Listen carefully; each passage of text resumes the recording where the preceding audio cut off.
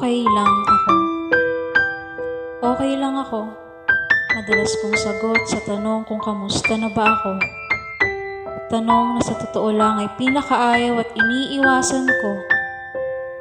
Okay lang ako. Simpleng salita na may iba't ibang kahulugan sa sagot ng bawat tao. Okay lang ako. Sagot ko kapag gusto kong itago ang tunay na nararamdaman ko. Okay lang ako. Matipid na kasagutan sa tuwing nahihirapan ako. Okay lang ako. Na animoy walang dinaramdam pero ang totoo'y pagod na ako. Okay lang ako. Maikli kong sambit kapag nasasaktan ako. Okay lang ako.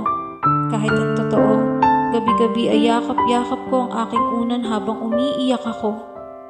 Okay lang ako. Kahit alam ko sa sarili ko na durog na ako. Okay lang ako. Tugon ko pagpakiramdam kong mag-isa na lang ako sa mundo at tila para bang iniwan ako ng mga taong importante at mahalaga sa buhay ko. Okay lang ako. Kahit hindi naman talaga totoo. Okay lang ako. Kahit niloloko ko na pati ang sarili ko. Okay lang ako. Yan ang lagi niyong tingin sa likod ng mga tao at ngiti ko. Okay lang ako. Kasi yun ang inaakala niyo. Teka, huwag kayong maawa sa akin ha. Huwag niyo akong isipin. Huwag niyo akong alalahanin.